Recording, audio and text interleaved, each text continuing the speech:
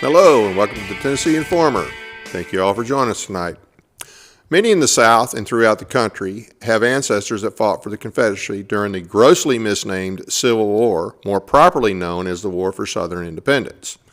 The U.S. Congress in the 1950s deemed Confederate veterans as U.S. veterans, and former Confederate veterans fought in the Spanish-American War. The sons and grandsons of Confederate veterans fought in World War I and World War II. The tradition continued in every other American war. The men that fought for the Confederacy and their descendants have much to be proud of for their valiant defense against incredible odds and even earned the respect of many of their opponents. They overwhelmingly fought to defend their homes and their state from federal invasion after their states voted to secede from the voluntary union that their fathers and grandfathers created. From the 1890s until recent years, the country was largely reconciled, and the South and her sons and daughters honored their ancestors without incident.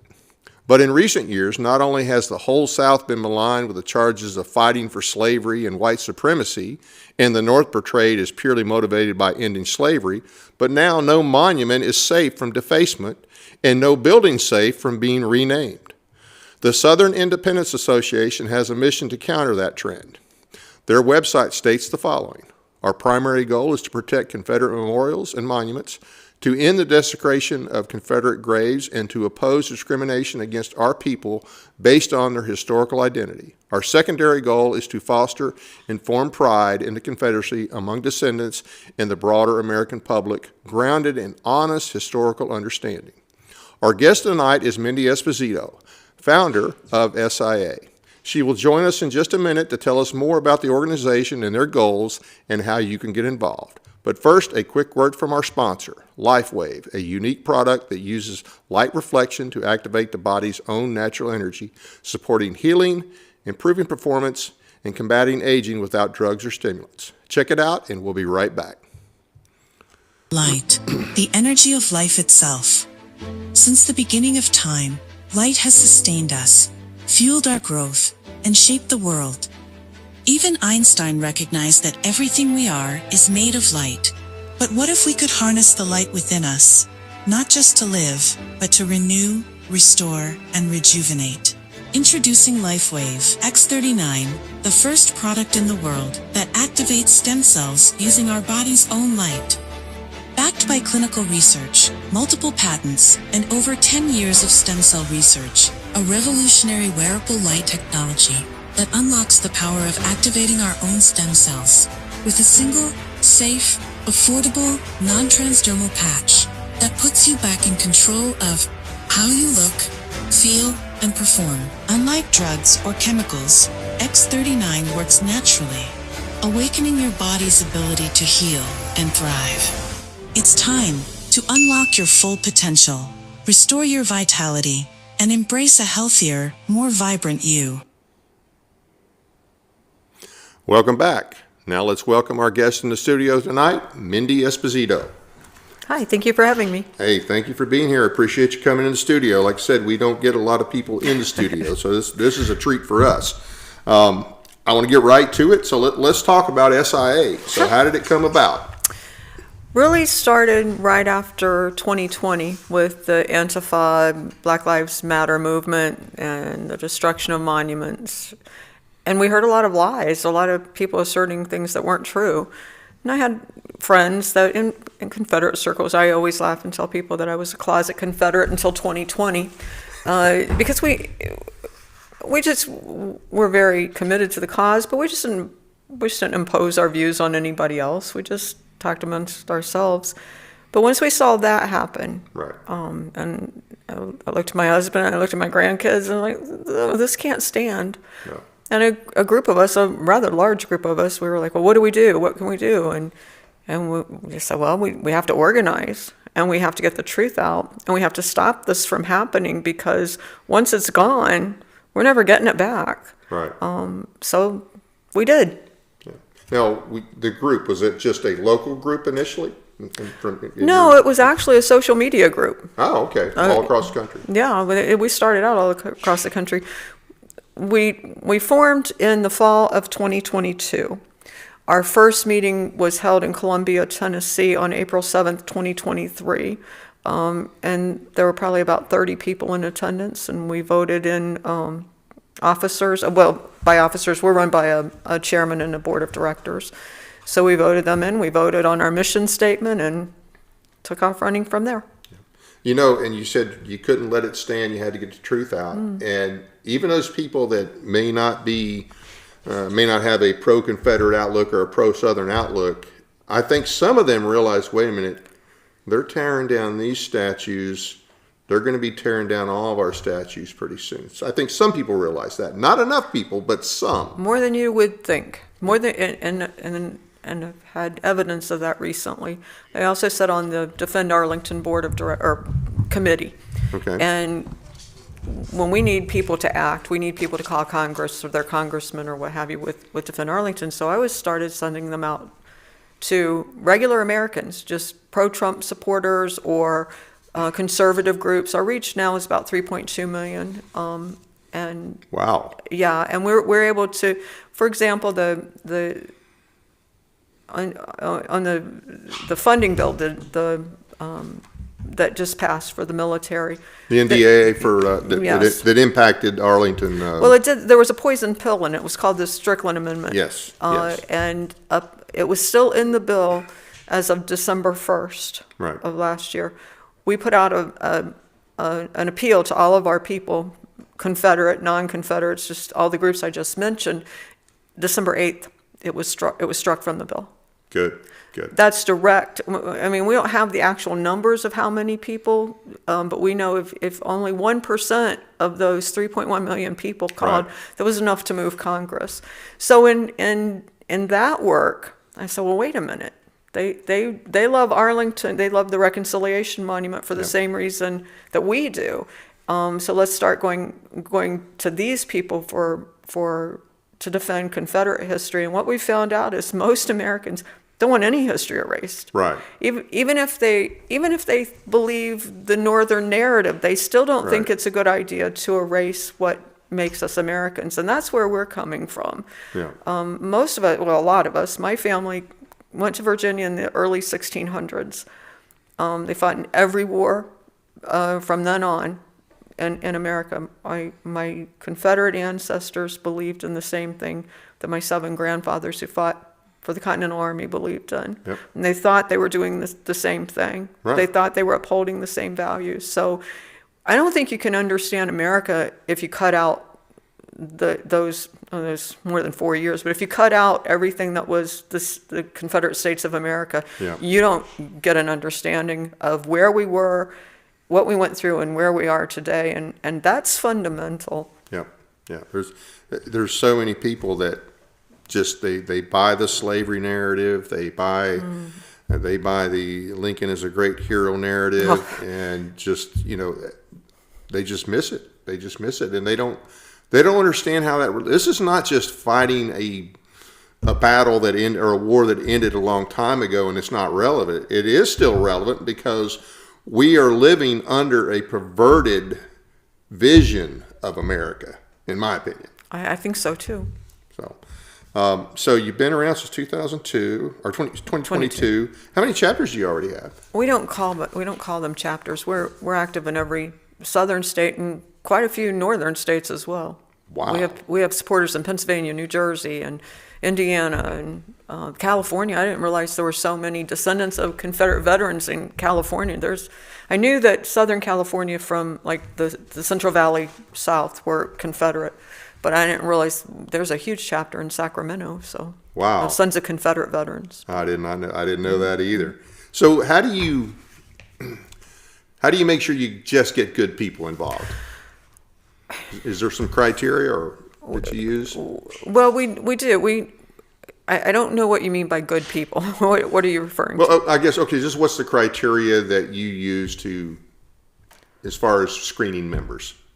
Well, screening members, if they have Confederate ancestors, if they have ties to what was then the Confederate States of America, or if they're what we call copperheads, if they're Northerners who support us now and supported us, their families supported us. Right. we don't really eliminate anybody, and here's why. We're a blanket organization that we call in groups, all different kinds of Confederate and Patriot groups. Right. And we go to them to help them in their causes too. We're trying to be not all things to all people, but we're trying to Work with like groups. well, for example, if you've got an SCV camp and you've got a UDC chapter and you might have a group of local people that don't have very much voice on their own, but you put them together, Right. then they have more of a voice. So we're trying to I don't know if consolidate's the right word. We're trying to bring everybody together so we can stand with one message. Now, Confederates, everybody has different ideas. So a lot of times it's like herding cats. Right. Right. But we get there. Somehow we get there. I understand the whole herding cats thing. I've been involved with some things in Tennessee for a while, and there are a lot of different groups, and yeah, it's herding cats. Everybody has ideas. So, what are some of the? So you took on the Defend Arlington. Mm-hmm.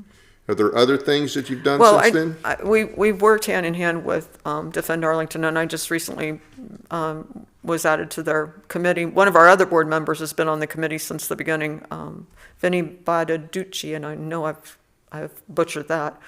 But we worked right before they took it down, and then we went to Arlington.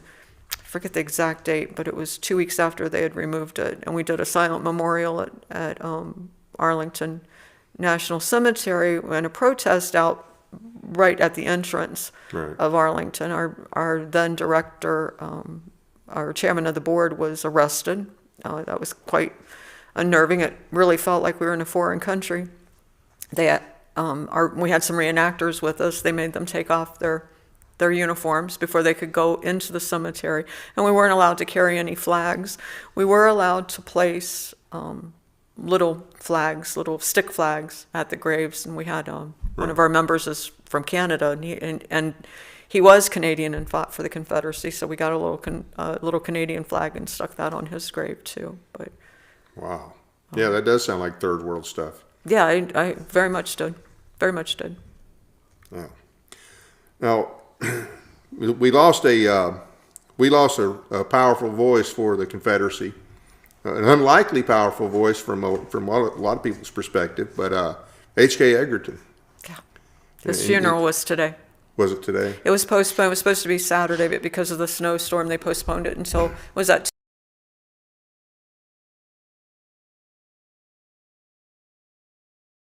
Meet him in person. He lived in Asheville, and my mom lives not far from there, but I just was never able to actually meet him face to face. But you guys have something planned for that, a memorial or a mission, I guess, in his name, you could say? Well, actually, yes. This isn't new. This is something that the SIA has been working on for quite some time. And we work with Kirk Lyons at the, you know who he is. Yep. I had him on the show a while. He's great too. He's a great guy. And he tried this about 20 years ago, and that was to obtain civil rights for Confederates, for descendants of Confederate veterans. He had 4 cases in federal court for discrimination under the 1964 Civil Rights Act National Origin Clause. All 4 of them were thrown out before they were even heard, and one of them he was fined severely for in Virginia. We wanted to try that again. SIA wanted to try that again, and when we found out that that's what Kirk had done, we went to him.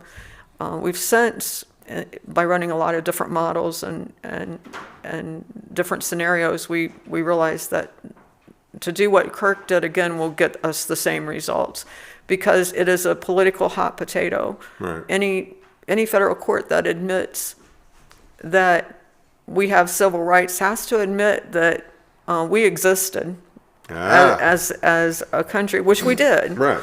And they don't want any part of it for the same reason they don't want to bring Jefferson Davis to trial. Right. That's right. So, I was reading about that earlier today. And let's because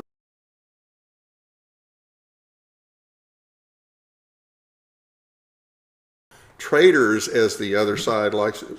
No, the only person that was hung and actually tried and hung was the commander from Andersonville Wirtz. Yeah, and that wasn't really for treason. Right. That was not, that was, because it wasn't treason. Right. No, it wasn't. And Chase said himself that we don't want to take this to court That's because right. we're not going to win it, That's because right. constitutionally they didn't have a leg to stand on. Right. But it's still here today, 165 years later, it's still a political hot potato.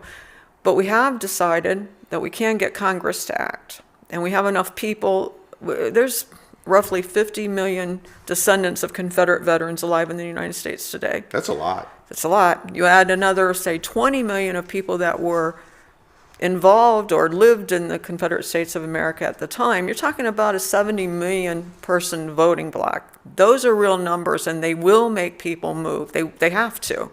So our objective, so we decided a few months ago we were going to switch gears from strictly the judiciary and take it directly to Congress in Washington and to state assemblies in all of the states, and not just southern states, every state. Right.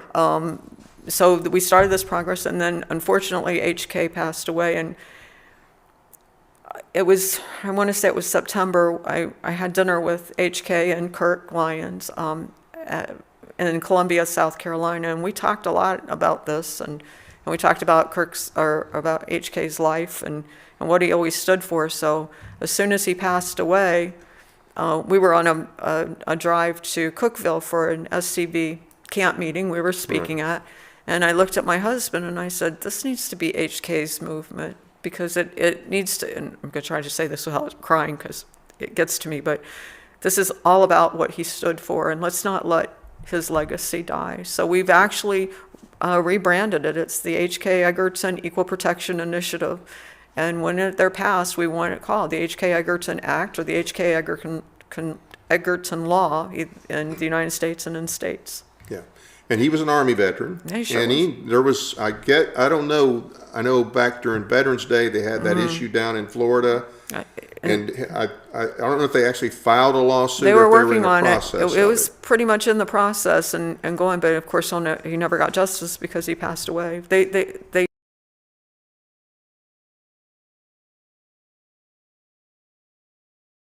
because he had his Confederate flag and because he was wearing his Confederate uniform, which he always does. Yeah. And what you said about the 1950s is absolutely true, but it was also happened in 1929 as well. There's two laws, and they're still in the books to this day, that made Confederate veterans American veterans for the purposes of graves, cemeteries, and pensions. Yeah. So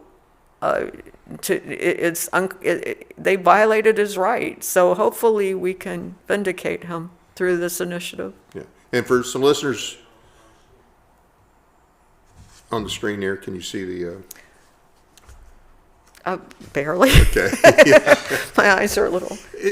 Anyway, for those of you, well, as you can tell there, people that may not be familiar with H.K. Egerton, which a lot of you are, but so he was the Black Confederate. He was a black man from Asheville, North Carolina, and he knew his history. He knew his Confederate history, and he did everything he could to preserve it and to make sure people understood the truth about the South, the Confederacy, and after that. Oh, he didn't just talk the talk. He literally walked the walk. He in 2002 he walked from Asheville, North Carolina to Austin, Texas, to protest two plaques they took off of the Capitol building in Austin. He walked roughly 1,600 miles. His brother Terry followed him, I think it was like in a semi with a Confederate flag hanging out the back, and he met people. I just did a story about him on social media. He literally walked the walk, and he told it like it was, and we love him, and it has nothing to do with the color of his skin. We just loved who he was and what he stood for, and he was right. Yeah, he was a good man. I enjoyed. I'm glad I got to have him on. I was sorry I didn't actually get to meet him in person. I was fortunate enough to meet him that one time at dinner. We'd talked before, but he was also on the Defend Arlington committee, so we were also colleagues in that regard. But having that dinner with him, and I remember leaving there thinking, I can't wait to sit down and talk with him again, because we only had a little bit of time. But we talked about his mother, and we talked about his walk, and we talked about his NAACP years. That was kind of interesting. So, we miss him a lot. He's a big hole there. Yeah, he's a good man, good man. So we're getting closer to our country's 250th birthday, and this, I'm not trying to put words in your mouth, but this is something I'm going to put out there and see what you think about it. Would you agree that the beliefs of the Southern people, soldiers or not, are more in line with the founding generation than those that fought to keep them in the Union? I wholeheartedly agree with that statement. And I do too. And I think let's talk about it, because I want people to understand. I mean, we're not just trying to, we're not just trying to agitate people out there. No. There's the philosophy of the founding generation. It was strongest in the South. I mean, it just was. Well, four of our first 5 presidents were Virginians. Yep. They were Southerners. Yep. The South had a big stake in the United States, and the view of it was, okay, the states retained their sovereignty except for those things that they delegated to the federal government, and those things were limited. well, it's interesting that a lot of the Anti-Federalists were Southerners.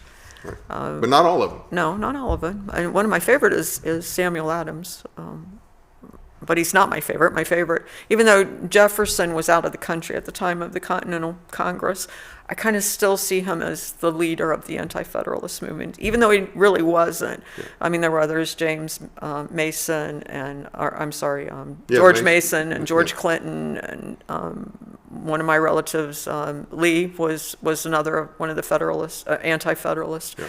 And their objections were that it would erode state sovereignty.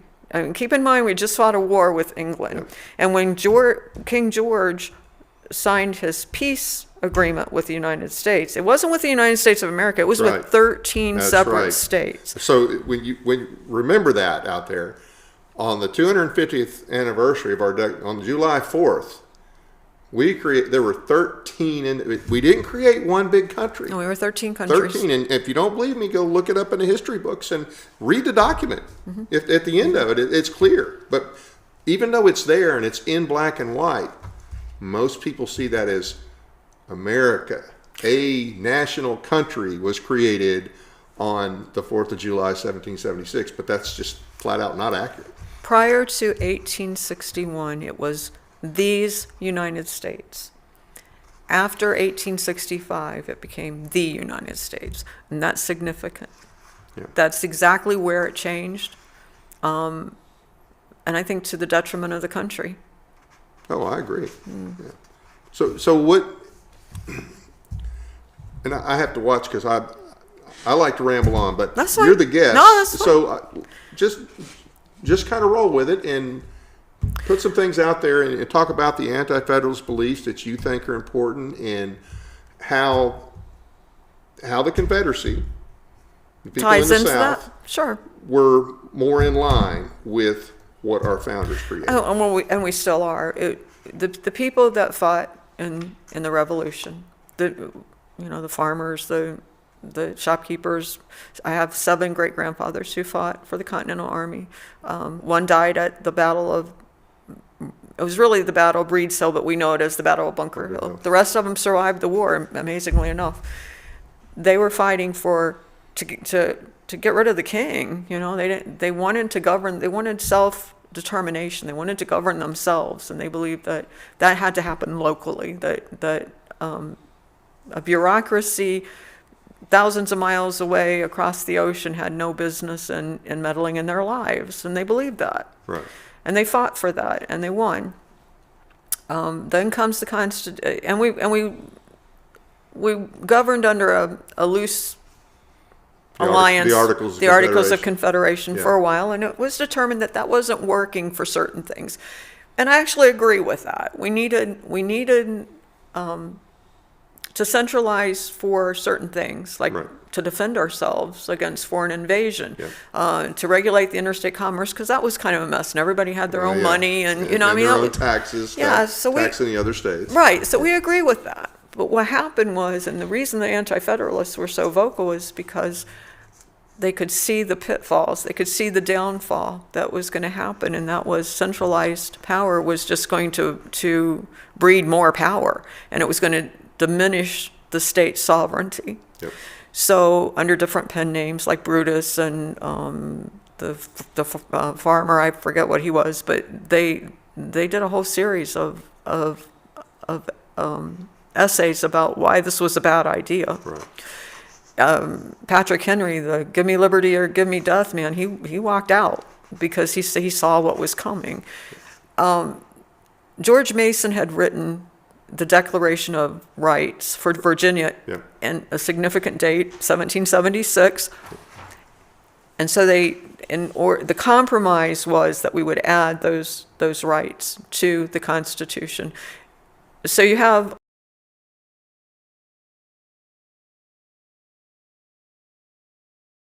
States. Yeah, the federal government. And so and those are the only enumerated powers. Yep. But then you got the Ninth Amendment, which reaffirms that nothing in the Constitution should be construed to take away any of the rights of the people or the states. Right. Then you've got the 10th Amendment, which clearly states that only those enumerated powers does the federal government Yeah, anything control. not delegated to the federal government is retained by the states or the people. Well, and a lot of people misunderstand the supremacy clause Oh, yeah. of the Constitution. Yeah, there is a supremacy clause in the Constitution, but it's only about those enumerated powers. right. Doesn't mean that they have authority over state if it's not.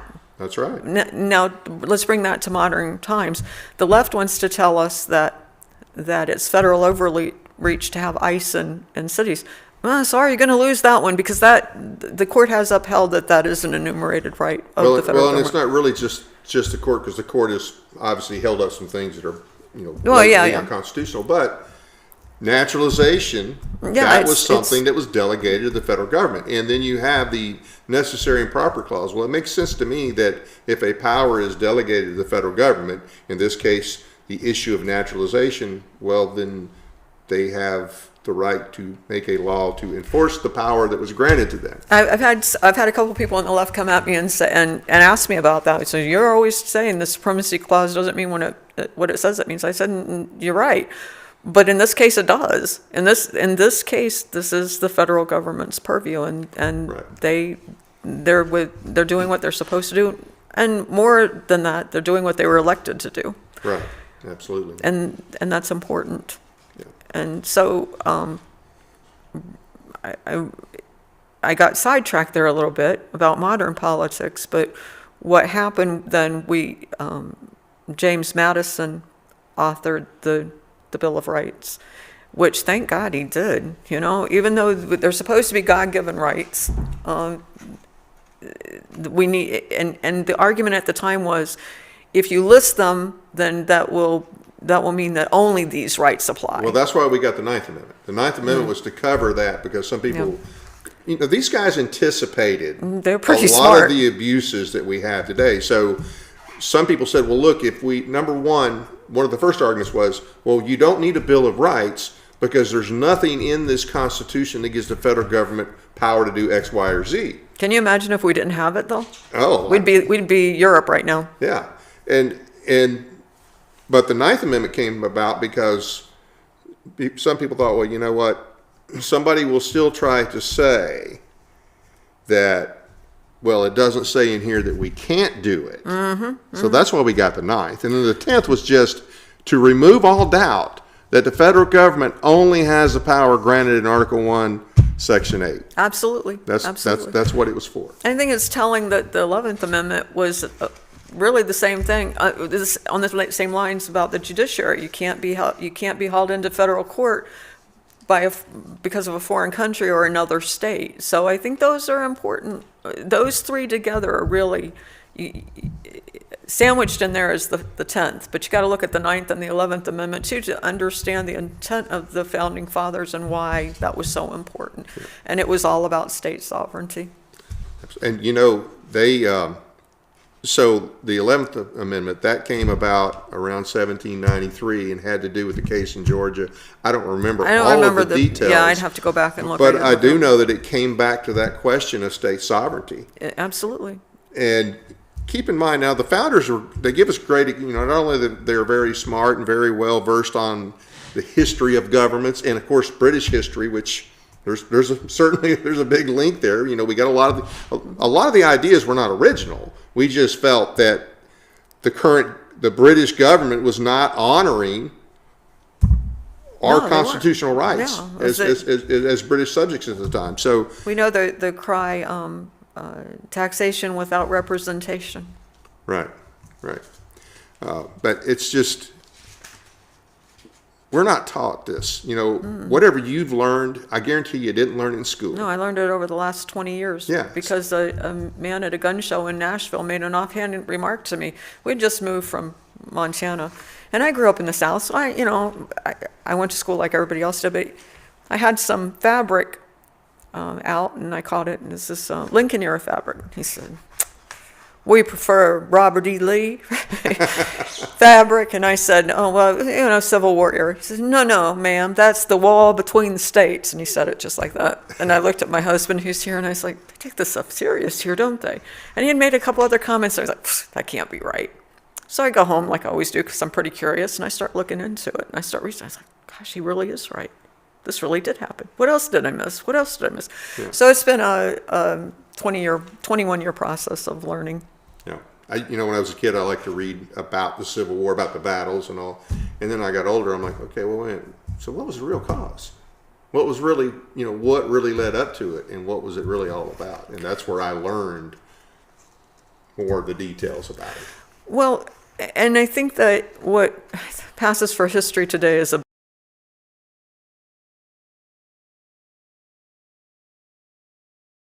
call it Lincoln's War.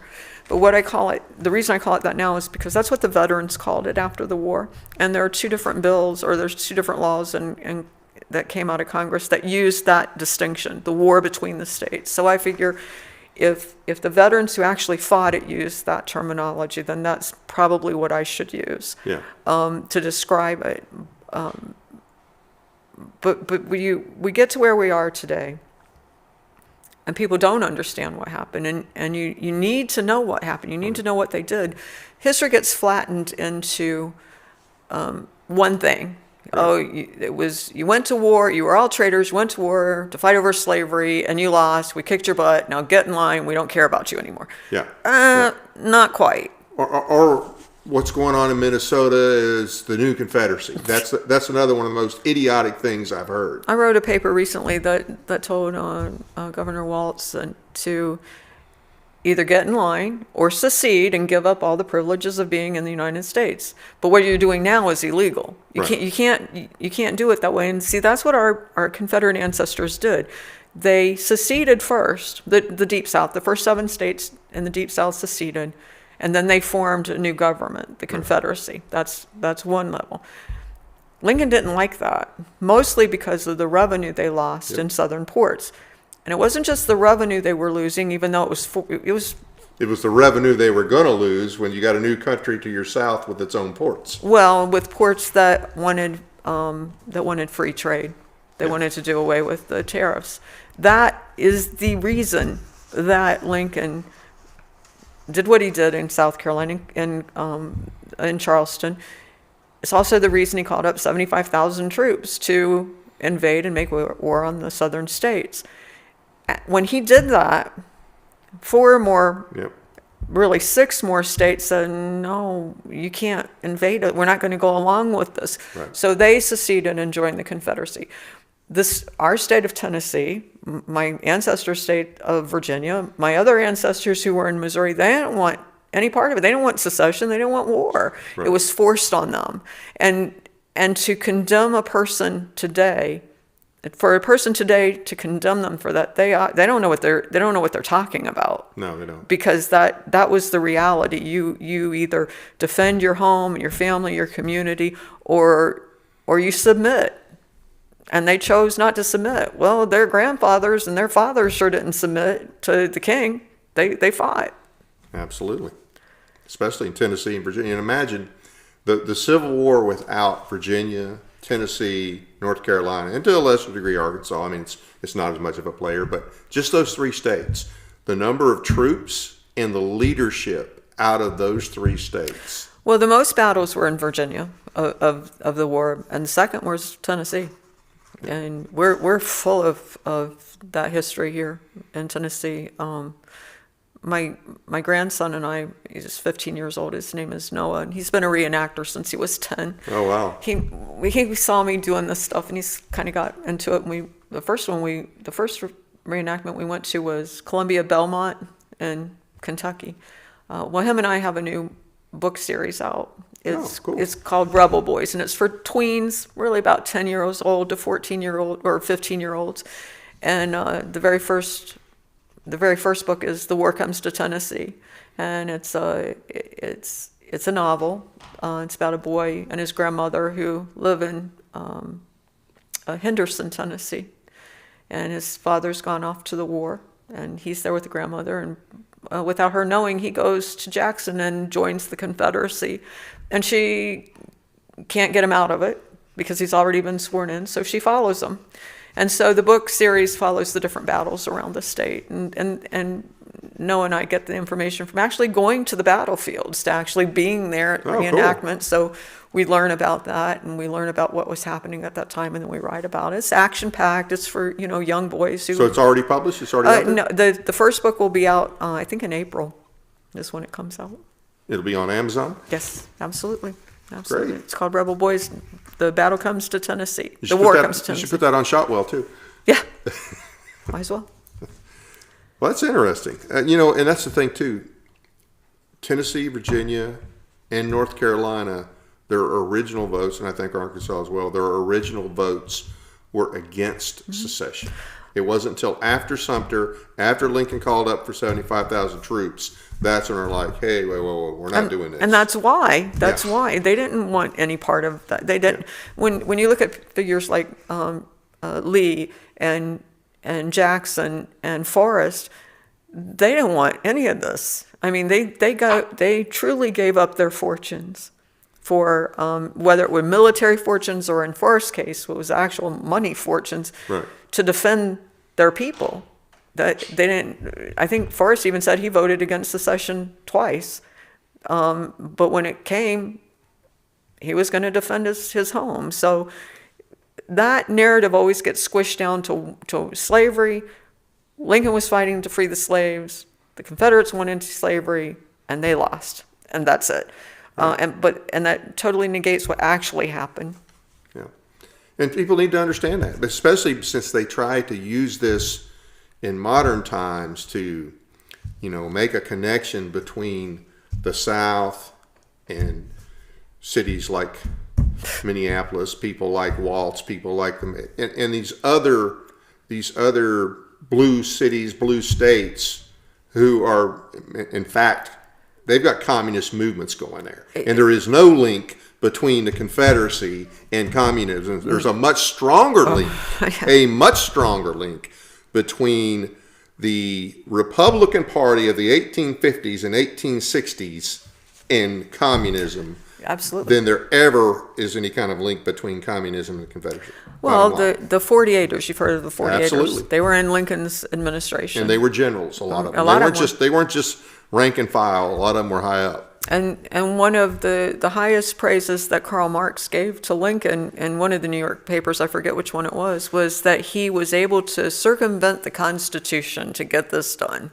Yeah. And he sure did. And that's what changed us, and that's where the communist movement started in the United States. And a lot of people don't realize that. And when I heard Waltz compare himself to being Gettysburg, I was appalled. I was like, I have Union ancestors as well. I had Ken who fought on both sides. And I was like, I am embarrassed for you for both, and insulted for both sides of that war. You would be laughed out of town by our ancestors on both sides of that war, because you're nothing like that. You're basically a bunch of thugs, and it's Marxist tactics 101. That's what they did. Look at. Yeah. Well, it was Marxist tactics when they started in 2020, tearing down the statues and defacing all the memorials. It absolutely was. It was a cultural revolution, and that's exactly what the Bolsheviks did in early Russia. It's the first thing I did a piece not long ago called "The First Erasure," and tie in the erasure of Southern culture and Southern symbols and Southern monuments directly to the communist takeover. Right. And it's here, whether people want to admit it or not. That's what we're fighting against. Yeah. People look at us and say, "Oh, you're just boomers. You're talking about something." We're old enough to know it when we see it, and we see it now. Well, I remember when I was in school, they still taught us about communism. Yeah, they still it was a taught big us deal. about why it was bad, and they taught us about how they took power, and the rights that we have here, and they. I don't think they're teaching that. No, they don't teach that at all now. But I also remember in being in grade school that one of my teachers was explaining to me that they had to take an oath when they became a teacher, and it was Seminole County, Florida at the time, that they were not communist. You couldn't teach. Of course, if you were, what were you going to do? You just say you weren't, but they had to take an oath that they weren't communists, and that's how big of a deal it was. And my mom and some of my older cousins remember the nuclear bomb drills and hiding, getting under the desk and like they do anything, but they did. It was very real. It was very real to them then in a way it's not now. Yeah. Well, I think I still don't think we should allow communists to teach our kids. Of course not. But we are. Well, they got into the universities. And they've been very successful. They successfully took over the universities and the ideology from the universities. Well, but it didn't stop there. They've got the schools now for the most part. Yeah, no, you're right. For the most part. You're right. And of course now they're trying to get their hands on the homeschoolers and the private schoolers and the Christian schools. And we have to push back. We don't accept that. The people I know don't accept that anymore, and we're not going to accept it. We're going to stand up and say, no, we want what our country was founded on. Right. Because this was the promise that all of our ancestors before us stood up for, and we're standing up for it now. We're not going to let this happen. Right. And you're going to listen to us because there's enough of us to make you listen. So are there any specific plans with your organizations for the 250th anniversary? Not specific. We had asked to join I don't know if you remember the Memorial Day parade that Trump had last year for the military. Vaguely, yes. Okay. We'd asked to be participants in that through, because some Civil War reenactors were involved in that. And we were told flat out that we were not welcome, we were traitors, and we fought against the United States. Who told you that? I think it was people for the, I'm not sure. It was the people that set it up for the parade, that were setting up the Civil War reenactors for the parades. And I don't know, I don't want to say a specific organization because I'm not really sure that that's who it was, but we were told by two different people that we were definitely not welcome. It was totally woke. It was totally woke reasoning that they gave us. So we set it out. And we don't have specific plans other than to tell our story that we were Americans before 1860. We were Americans from 1861 to 1865, and we're Americans again today. And you can't tell the American story and leave out that middle part. You can't. If you do, you're not going to be America anymore. Right. So. And we talked a little while ago about the whole supremacy clause thing. Mm-hmm. And that's one of the big problems is since the end of the Civil War, everybody believes, and I don't think it really got bad. I mean, it was bad enough at that time because they changed the nature of the republic. It was a voluntary union. Mm-hmm. And a lot of people believe that, not just in the South. There were a lot of people in the North. A lot of people in Lincoln's administration tried to talk him out of instigating the Sumter Honestly, situation. If it weren't for the Southern ports, Lincoln probably would have let him go. It was all about the money. Right. It wasn't about saving the Union. It was about saving the revenue for the United States. Yeah. And in all honesty, they probably would have completely fallen apart had they gone because of the money issue. I mean, I think something like 80% of the United States revenue came from the South. Right. And then, but to make it worse, France and England would have just been trading primarily with the South. Absolutely. Yeah, it was all a financial thing. It had nothing to do with principles. It had nothing to do with slavery. Well, slavery is a side issue. Even Sherman said it was the pretext for the war, and it wasn't the reason. Right. Slavery existed at the time, and we're not Right. denying that it existed, and it was a horrible, inhumane institution that was practiced for over 4,000 years by everyone on the planet. Yeah. So it didn't begin or end in the American South. But we recognize it for what it was, only it wasn't the driving factor of what happened during the war between the states and during secession. You could not have raised enough people from the North to go and fight to free the slaves. If that was the main pretext, you could not have raised They would enough have revolted. people. They would have revolted. And a lot of people were really disgusted after the Emancipation Proclamation. Oh, They're yeah. like, I didn't sign up for this. No, so then you've got the draft riots in New York. That's the bloodiest drafts or bloodiest revolts that have happened in the United States since the founding. Yeah, and even Grant and Sherman were like, yeah, we're not fighting for this. People don't realize that was not that was a war tactic. Right. What he didn't was a care wartime measure. He even anything admitted about that. the slaves because he only emancipated people that he had no control That's right. over.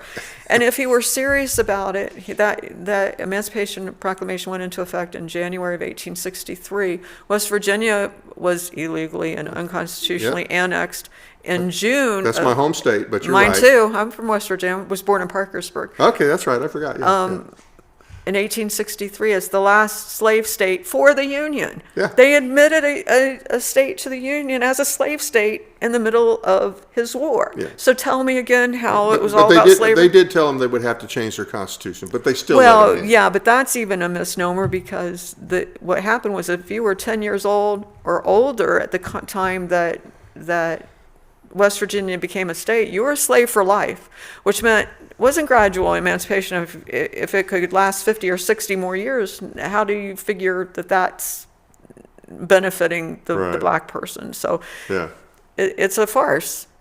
It was a farce. absolutely. Well, I think this year it's going to be important for those of us who understand, like say, the Anti-Federalist core principles that, for the most part, our country followed. Certainly for the first 50 years, and it kind of, for the most part, up till the Civil War, but it kind of waned. You had from about the 1830s on, you had these nationalists. Now, to be fair, you had nationalists early on, but they didn't win. They didn't win at the Constitutional Convention. They didn't win at the state ratification debates for our Constitution. But you had people like Marshall, Hamilton, and others that they did want more of a national government, but they didn't win the argument at the time. And later on, some of it was through the courts. Mm-hmm. And I think that's another problem. We have put the courts on such a pedestal. True. And that's hurt our country. That has hurt our country. Well, yeah, it's not. Every branch of the government has the same authority to not follow unconstitutional laws. Right. The Supreme Court is not above the president in deciding if a law is constitutional or not and whether or not it should be enforced. Yeah. There are three branches of government, and there's not, nowhere does it say the Supreme Court is the final arbitrator of everything in the land. That was the beauty of the design of the Constitution. And it still can't rule on something that's not in Article 1, Section 8. No. It's still limits, because that's the limits on the federal government. But there's been huge overreach over the years. Absolutely.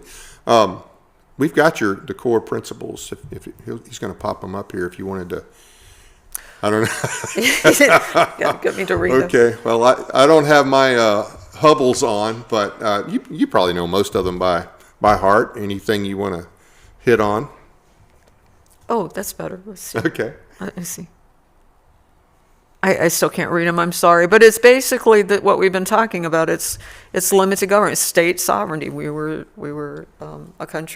started out a country of 13 states, and which read country. We were a country of 13 countries, Right. and we had our own governments, our own culture, our own way of doing things, and we wanted to maintain that. And the Anti-Federalists said, yeah, we understand that we need certain things, to happen in order to protect our borders and to, make sure England and France don't come over and Take us back. Yeah, start so we don't have to use Minutemen again. And yeah, this is a problem with our trade right now between the states because they're getting that all screwed up. But they did not want to lose that sovereignty. Right. And they tried to put safeguards in to make sure we didn't. To this day, we are supposed to be sovereign states. Absolutely. To this day, it's just been eroded. Yeah.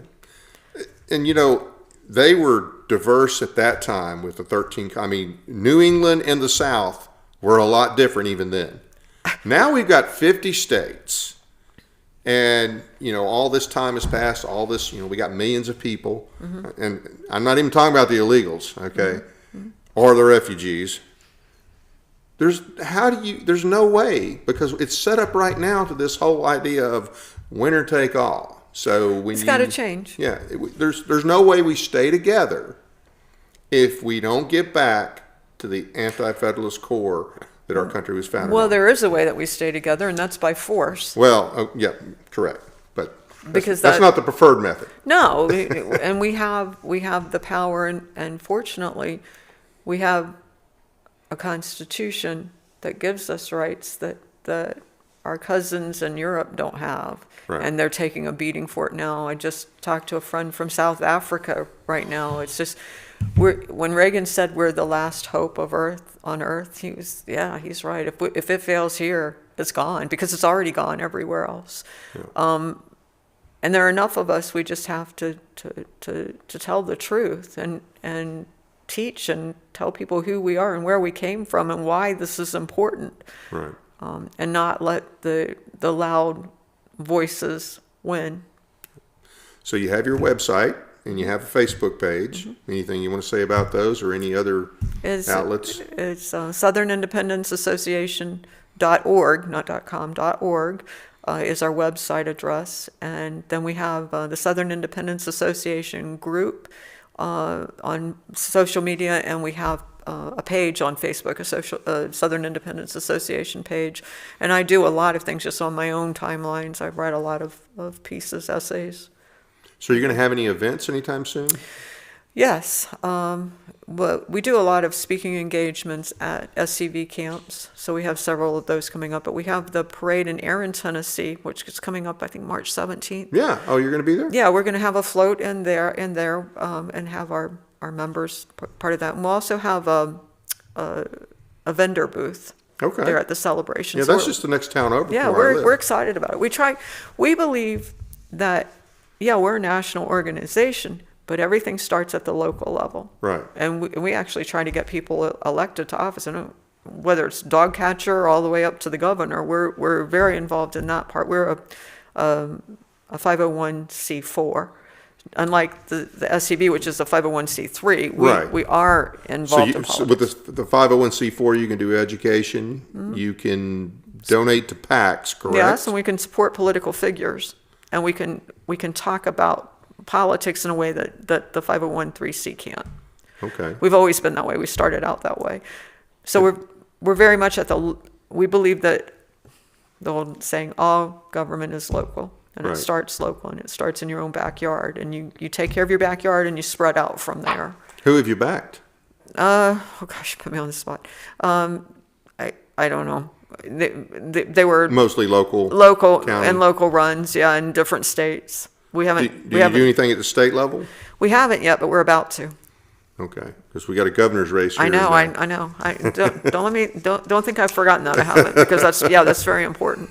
Okay, and now. Okay, well that's good. I mean, I didn't realize you were a 501c4. Yes. And that's good. There's a lot of things, good things that a 501c4 can do that a 3 is. Yeah, and you can't change anything unless you have that classification. I mean, you can't change it as a 501(c). You can be a heritage organization, and this is important. We're not trying to relitigate the war between the states. Right. We all know you're still fighting for the principles. We're trying to trying to make life better in 2026 for our people. Right. And based on all those principles of all those ancestors that came before us, because they were right. They were right. And we want that for our children, our children's children, and everybody that comes after us. So This isn't about secession. We do not advocate secession, although we do believe that secession is a right inherent in a voluntary union, and it's always a possibility for anybody at any time. If you're not happy, just like I told Minnesota a couple weeks ago, if you're not happy, secede. Go your own way. It's funny you should say that, because a lot of times people they'll talk about secession and they'll say, well, the war ended it, but then the Supreme Court even made it clear because in Texas v. White. Well, Texas v. White didn't do that. But it's funny because in Texas v. White, they said that a state couldn't unilaterally secede, but that they considered the possibility that Congress could basically It was very convoluted. Yeah, it was convoluted. That Congress could basically kick a state out, which I don't know where they get that from, but I'm thinking if that is in any way, shape, or form constitutional, we should probably make a motion to get rid of Minnesota. We could maybe trade Canada for Alberta. We'll give them Minnesota, we'll take Alberta. Alberta's a pretty cool province. Well, it's telling also that the decision came down to Salmon P. Chase and Texas v. White. The same person who said we will not try Confederates for treason because it was not unconstitutional. So I think he was trying to do a little bit of lawmaking there and not just on the judiciary at the time. We're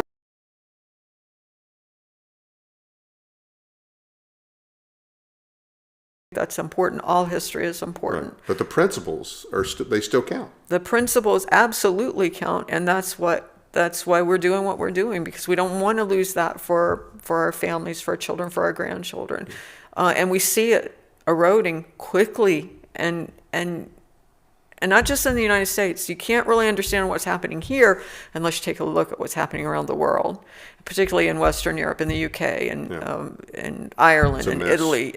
They are losing any rights they ever thought they had, and it's sad because the Magna Carta came out of England.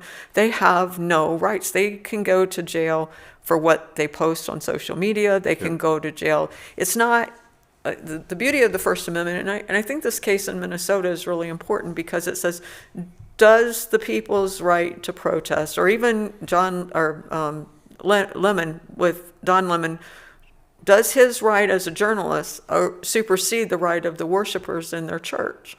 It's a pure example of your rights end at my nose kind of situation. Right. So in England today, you can get arrested not because you caused actual harm or because you violated any right. You can be arrested today because it hurt somebody's feelings. Literally. I've got friends in the UK, I've got friends in Scotland, and they tell me the same thing.